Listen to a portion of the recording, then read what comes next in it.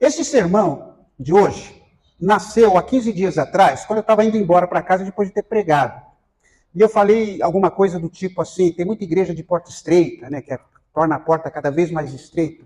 Aí eu fiquei pensando, quão estreita é a porta estreita? Se a porta é estreita, qual a largura desta porta? Eu gostaria de mostrar um quadro aqui.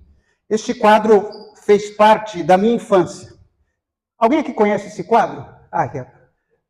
Esse quadro ficava pendurado na parede da cozinha lá de casa quando era criança.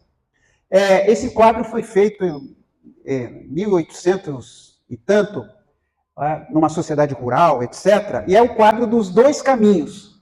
Meus irmãos percebem aqui neste quadro o caminho largo, então lá tem salão de baile, tem um rapaz ali com a camisa do Corinthians, estão vendo ali, ó, cassino. Hoje seria assim, pessoal no shopping, pessoal no teatro, no cinema, coisa disso. Isso é a visão do caminho largo.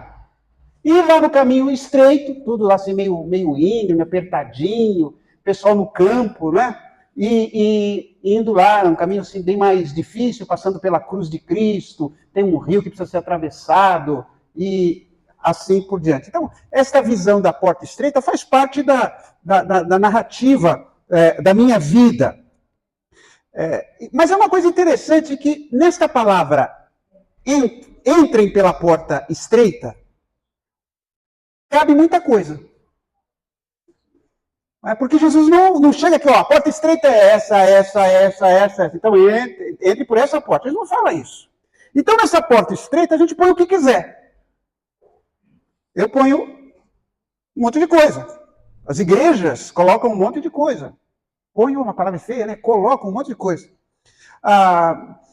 Eu estava na biblioteca de um seminário onde eu dava aula e estava pesquisando os livros. Lá peguei um livrinho, é um manual de uma igreja evangélica, um manual de conduta daquela igreja evangélica. Eu não vou falar qual é a igreja, porque pode ser que alguém tenha algum parente nessa igreja, vai me xingar aqui na hora do sermão, não vai pegar bem.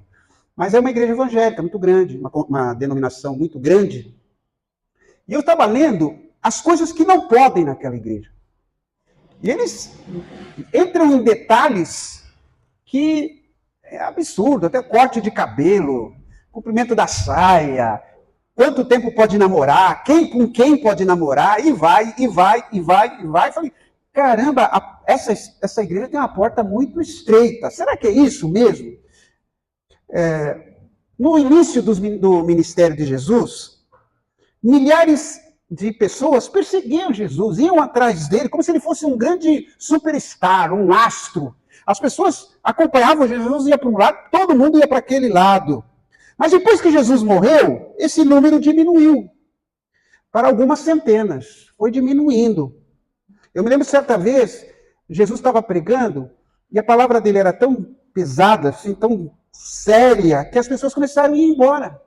E aí Jesus perguntou para os discípulos, vocês também querem ir embora? Então, dá a ideia dessa porta estreita. E os discípulos de Jesus aprenderam rapidamente que ser cristão não era um passeio no parque. Seguir os passos de Jesus significa mais do que apenas entregar o coração para Cristo. É muito mais do que isso. Muitas vezes significa fazer escolhas difíceis. E fazer coisas difíceis. Fazer e ser. A porta estreita é um conceito simples. Um portão estreito é um portão pelo qual é difícil de passar. Mais difícil do que um portão largo. E apenas uma pessoa pode passar. Nas cidades antigas eram muradas, muitas cidades. Havia uma porta larga por onde passavam as carroças, a entrega de mercadorias, pessoas a cavalo. E havia uma porta estreita, pequena, onde as pessoas que não carregavam nada podiam entrar. Eu creio que Jesus estava pensando nisso. E aqui Jesus está descrevendo o caminho para a vida verdadeira, a vida eterna, como algo que requer esforço para entrar. O caminho de Cristo requer esforço. Apenas um número pequeno de pessoas está dispostas a colocar os pés neste caminho. E aqui, porta e caminho, eu entendo como sinônimos, né? Entrar pela porta, andar pelo caminho. Jesus estava dizendo a mesma coisa. É difícil ser cristão. E entrar é apenas o primeiro passo. Quando ele disse assim, difícil é o caminho que conduz à vida, ele estava explicando como é difícil para nós sermos cristãos. A palavra difícil aqui neste texto que nós acabamos de ler é uma palavra grega chamada tribo. A Bíblia, o Novo Testamento foi escrito primeiro em grego. E a palavra aqui é tribo. Tribo significa, traz a ideia de espremer. Não sei se você já viu as pessoas espremendo uvas. Elas entram em barris e ficam espremendo assim com os pés. É essa palavra que está aqui.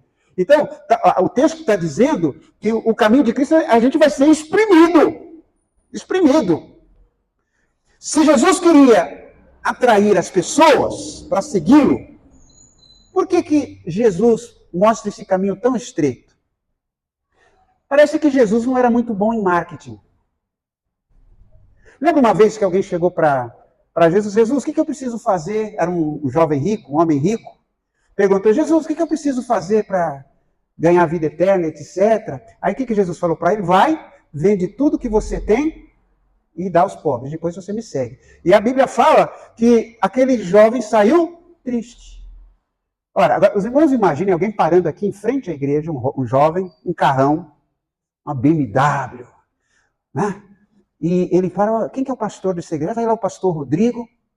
O que foi? Não, é que eu quero seguir os caminhos de Deus, eu queria frequentar a tua igreja, como é que eu faço? O que o pastor Rodrigo ia falar? Não, já tá, já é. Pode, venha como estás. Eu faria isso. Eu dou até desconto no dízimo para você. Mas Jesus não. Parece que Jesus fazia questão de mostrar que é difícil entrar no reino de Deus. Então, para a gente entender, como eu disse no início, Jesus não fala, o caminho estreito é isso. É não fumar, não beber, não ir na praia, não usar maiô.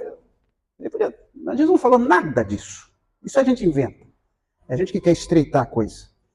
Mas há muitos textos na Bíblia, no Novo Testamento, em que Jesus aparentemente desencorajou as pessoas a entrarem no reino, a entrarem nos seus caminhos. Ele parece que desencorajou.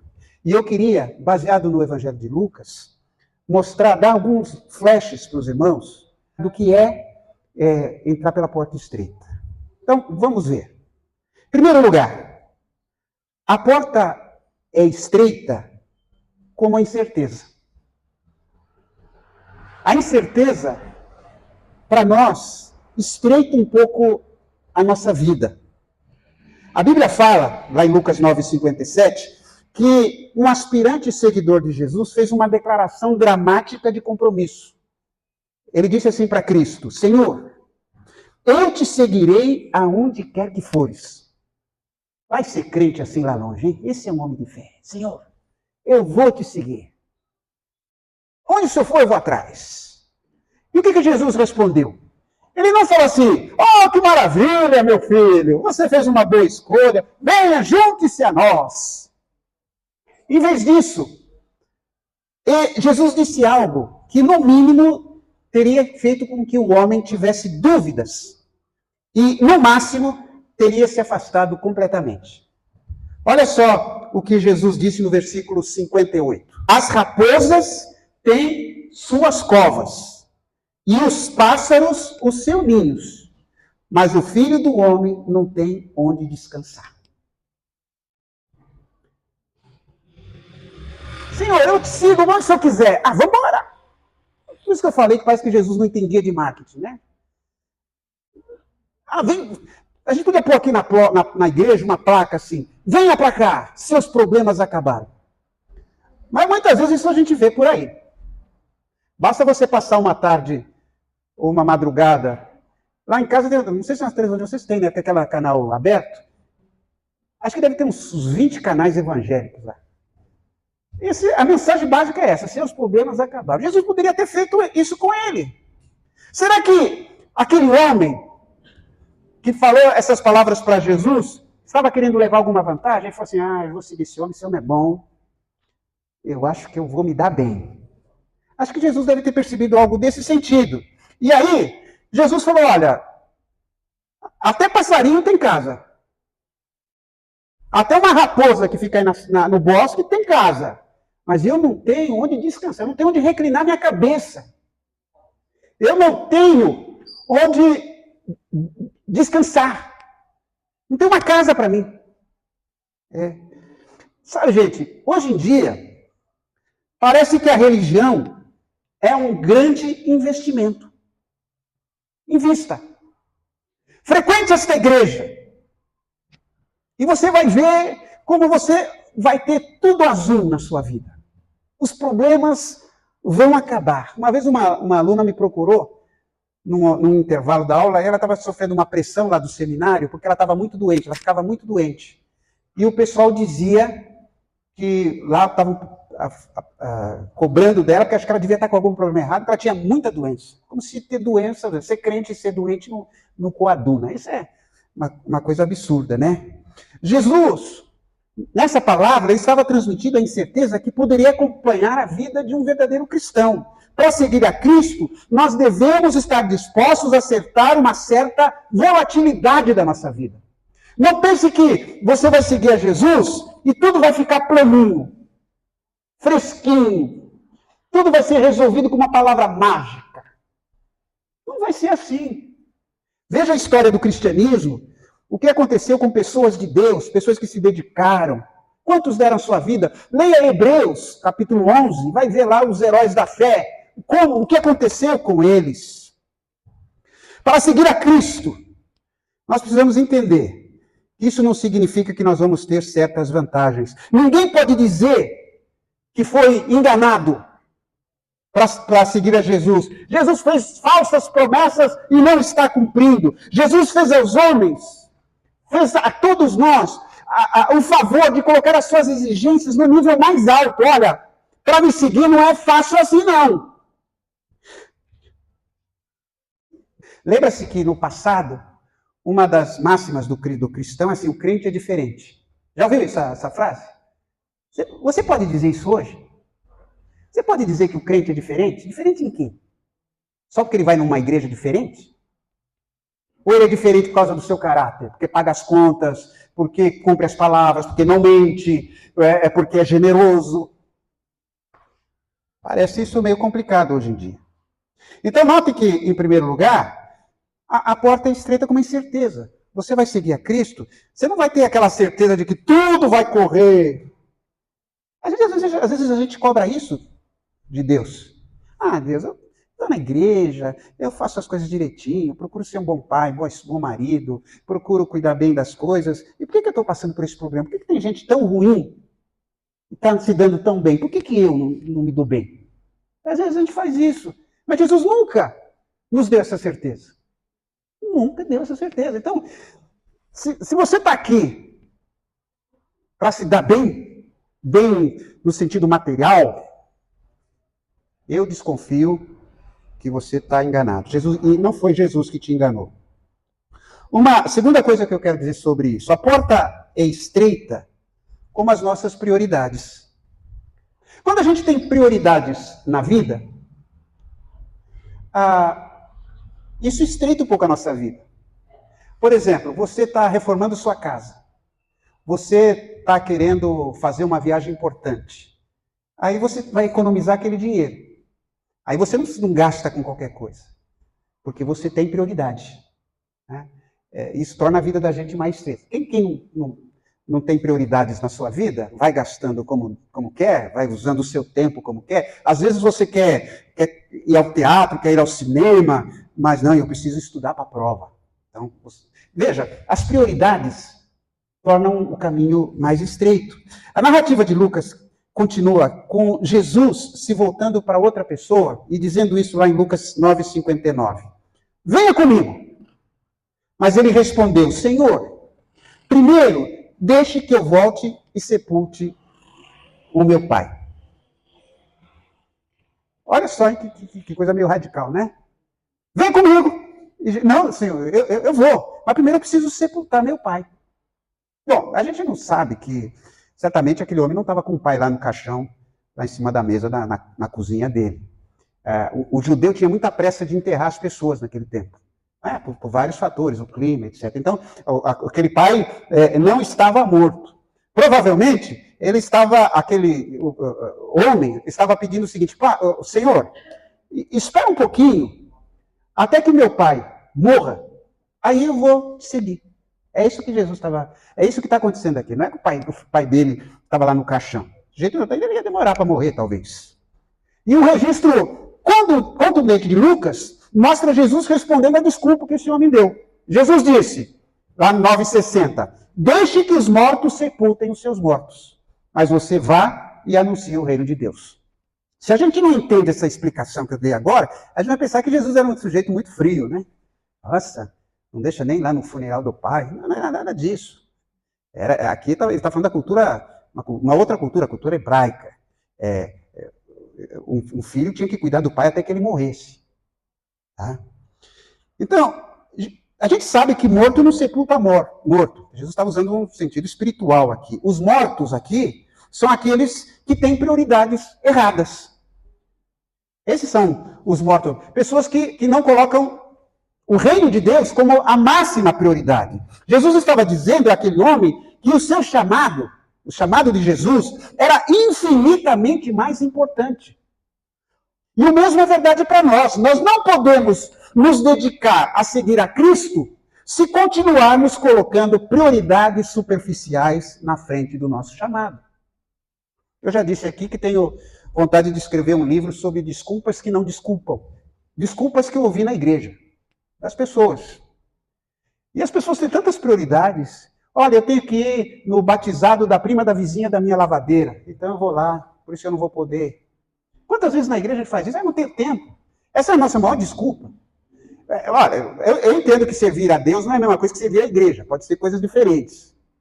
Mas os chamados do reino de Deus são infinitamente superiores do que qualquer outro chamado. O que Jesus estava enfatizando é que em tudo há um momento que é crucial, fundamental. Se nós perdemos aquele momento, pode ser que ele não volte a apresentar-se. O que Jesus estava dizendo para aquele homem: se você não me seguir agora, pode ser que nunca mais você vai me seguir. A pessoa que foi relatada aqui sentia o desejo de sair da morte espiritual. E se ela perdesse aquele momento, ela nunca mais ia poder sair. Cada vez que nós temos um bom sentimento, se nós não o cumprirmos imediatamente, quando você uma coisa boa, dá vontade de fazer uma coisa boa na vida, se você não fizer aquilo imediatamente, vai faltar para você desejo de fazer em outra ocasião. Sabe? Aí, a emoção, aquela emoção que você tenha, ela acaba se convertendo num substituto para a emoção. Então nós temos muito boas intenções. Há uma frase que diz que os cemitérios estão cheios de boas intenções. Muitas vezes a gente tem tantas boas intenções. Às vezes você está ouvindo um sermão, lendo um livro, ouvindo uma música, e sente a vontade: não, eu vou me dedicar a isso. Aí saiu, passou. A emoção substitui a ação. E isso já aconteceu várias vezes comigo. Várias vezes comigo. Jesus insiste conosco que hajamos imediatamente. Sentiu? Faça. Enquanto o seu coração ainda está comovido. Então, a porta estreita tem a ver com prioridades. A porta é estreita também como o compromisso. Um terceiro homem que queria se tornar discípulo de Jesus, fez um pedido que era até que razoável. Lucas 9,61. Eu seguirei o Senhor, mas primeiro deixe que eu vá me despedir da minha família. E a essa pessoa, Jesus respondeu em Lucas 9,62. Quem começa a arar a terra e olhar para trás, não serve para o reino de Deus. Jesus conhecia o coração daquele homem e percebeu que precisava se lembrar que olhar para trás não era uma opção. Neste terceiro exemplo aqui que Jesus dá, a lição adicional foi que os cristãos devem continuar a manter os olhos no alvo, o reino de Deus. Para quem quer seguir a Jesus, não pode olhar para trás. Sabe o que é o arado aqui, né? Eu não sei aqui quem é bom de arado aqui. Alguém já pegou no arado aqui alguma vez? Ninguém, né? Porque é tudo... A mãe já pegou... Pegou no arado. Então, o arado, né? Às vezes era um cavalo que puxava, uma coisa ele pegava assim, e tinha que fazer o sulco da terra numa linha reta. Então ele tinha que olhar para uma pedra, por exemplo, ou pegava uma árvore, mirava aquilo e ia lá para fazer um sulco reto. Era isso que Jesus Cristo estava falando. Se o lavrador olhasse para trás, o sulco ia ficar assim todo torto. Então é isso que Jesus estava colocando. Então, no reino de Deus, a senha é para frente. Sempre para frente. Lembra daquele hino do cantor cristão? Quantos que corriam bem, já não mais conosco vão. Quanta gente já ficou pelo caminho porque olhou para trás? Lembra da mulher de Ló? Olhou para trás? O reino de Deus é olhar para frente. Não ficar lembrando. Por isso é que o apóstolo Paulo fala assim, eu esqueço-me das coisas que ficam para trás e prossigo para o alvo.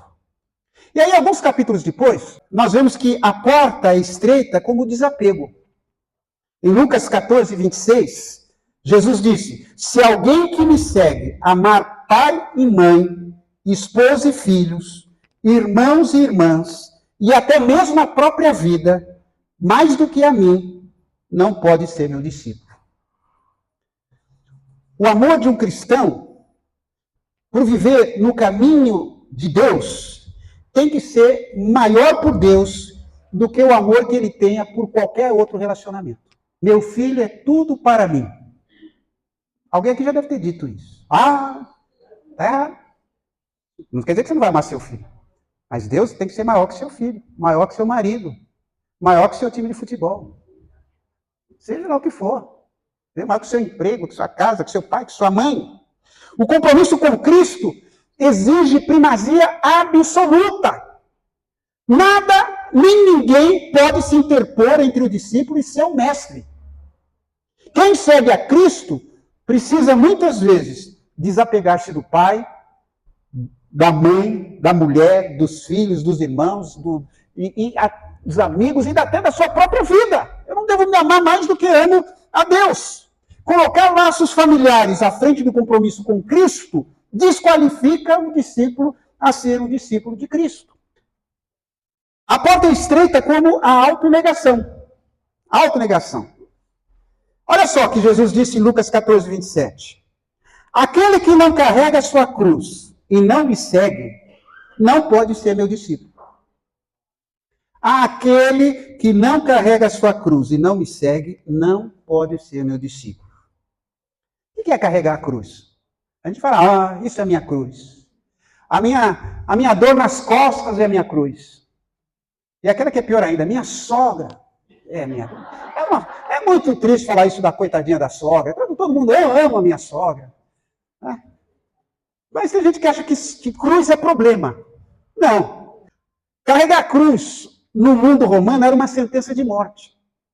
Porque depois que você terminasse de carregar a cruz, o que ia acontecer? Você ia ser pendurado naquela cruz e ia morrer. Então carregar a cruz não é carregar um peso.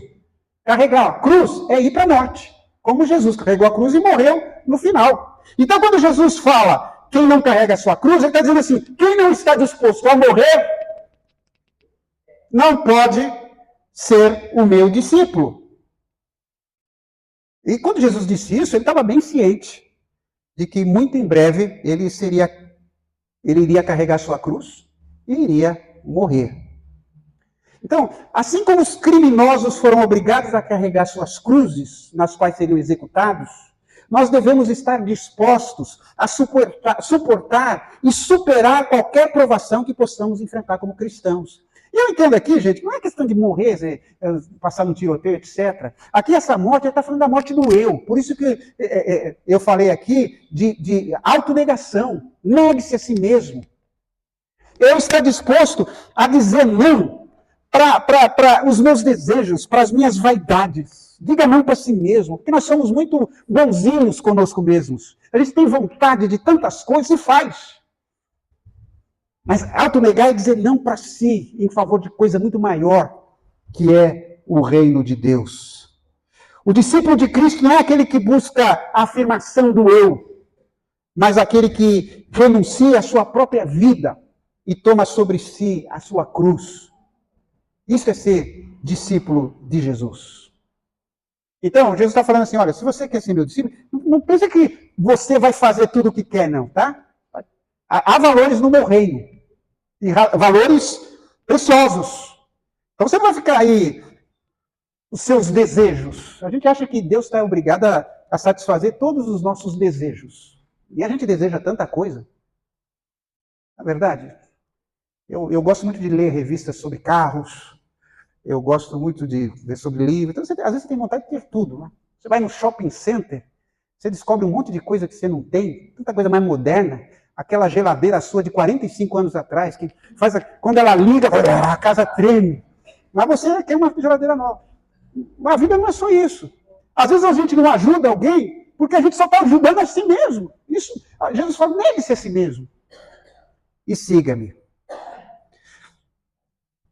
A porta é tão estreita como os desafios. Quando eu falo aqui de desafio, eu estou falando de uma ocasião, ou de um grande obstáculo que deve ser ultrapassado. Desde janeiro deste ano, eu entrei com um grande desafio na minha vida. Que era o desafio de reformar a casa, a casa que era dos meus pais, reformar para me mudar para ela. E a gente sabe que às vezes reformar uma casa é mais complicado do que construir uma nova. Vai aparecendo tanto problema, eu enfrentei tantos problemas, né? Foi um desafio. E aí eu coloquei aquilo como um aspecto. Eu tive que economizar em muitas coisas, tive que abrir mão de certas coisas, porque é um grande desafio para a minha vida. Jesus está falando também que segui-lo é um grande desafio para todos nós. Jesus, primeiro, ele fala de uma construção. Quem começa a construir uma torre sem antes calcular o custo e ver se possui dinheiro suficiente para terminá-la? Quem que começa? Se completar apenas os alicerces e ficar sem dinheiro, todos vão rir dele. Aí, ó. Você já viu aí muita obra que ficou parada no meio do caminho? Começou e não terminou. É isso o exemplo que Jesus dá. E Jesus continua falando. Ou, no versículo seguinte, ou que rei iria à guerra sem antes avaliar se seu exército de 10 mil poderia derrotar os 20 mil que vêm contra ele? E se concluir que não, o rei enviará uma delegação para negociar de acordo de paz enquanto o inimigo está longe. Então veja, dois desafios. Jesus coloca aqui como exemplo. O primeiro desafio é construir. Aqui a torre era uma torre que se colocava no meio da vinha. Eles faziam uma torre e ficava alguém lá em cima vigiando, para ver se ninguém ia roubar as uvas dele. Essa torre, uma obra grande. E o outro exemplo é um rei que vai entrar em guerra contra outra nação. Ele tem 10 mil homens, mas vai que o outro lá tem 100 mil. Eu estou lascado. Ele está falando, é melhor não entrar na guerra. É melhor buscar um acordo de paz. O primeiro dever de um cristão é calcular o custo de seguir a Cristo. A torre que o homem ia construir, ele precisaria calcular o valor. Um edifício sem terminar é sempre humilhante. Uma vergonha. Também é um grande desastre o rei entrar numa guerra sem saber exatamente com quem está guerreando. Quais são os recursos com quem ele está guerreando. Esse princípio também pode ser aplicado à porta estreita pela qual nós devemos entrar. Precisamos entender o custo, os desafios, as dificuldades, que certamente virão quando começarmos a viver o caminho de vida de Deus. Quando você segue os valores do reino de Deus, os ensinamentos de Jesus, o exemplo de Jesus, o modelo de Jesus, virão problemas. Entramos no caminho difícil, esperando apenas solução de problemas, nós estamos no caminho errado. Jesus quer que a gente tenha uma visão realista do que está na nossa frente. Não uma visão otimista impossível. que muitos estão pregando por aí. E uma última aqui, explicação que eu entendo por porta estreita, é que a porta é estreita como a renúncia radical. Lucas 14:33 diz assim: da mesma forma, ninguém pode se tornar meu discípulo sem abrir mão de tudo que possui. Pode ir embora depois dessa, né? Abrir mão de tudo que você tem. Abrir mão de tudo que possui. Ele já tinha falado da renúncia aos relacionamentos, pai, mãe, tal. E agora ele está falando dos custos do discipulado na parte material. Jesus está dizendo que a renúncia é radical, pois implica na desistência completa dos bens materiais. O amor ao dinheiro pode fechar a porta para nós e impedir-nos de seguir a Cristo. Evidente, gente. A gente precisa contextualizar. Eu falei que você daria o seu carro. Não estou dizendo. Eu acho que Jesus não quis dizer isso. Né? Nós precisamos de tudo isso. Mas quando eu reconheço que tudo que eu tenho é de Deus, então o meu carro também é de Deus. Quando alguém precisar, hoje mesmo eu dei carona para uma pessoa. Cobrei, é lógico, cobrei lá uns R$200, mas... A sua casa é de Deus. A Bíblia fala de hospitalidade. O seu dinheiro é de Deus. Então, quando alguém está com uma necessidade, tem esse dinheirinho aqui que eu estou guardando, né, para comprar um sorvete. Não, é seu. Renúncia. Nós nos apegamos tanto às coisas. E Jesus falou, olha, você tem que se comprometer, sim, com os valores do reino de Deus. Então, deu para ter uma noção do que é essa porta estreita? É a renúncia radical para seguir a Jesus. É também enfrentar desafios sem voltar para trás. Significa autonegação, negar-me a mim mesmo. Significa me desapegar das coisas. Significa ter um compromisso. Eu tenho um compromisso.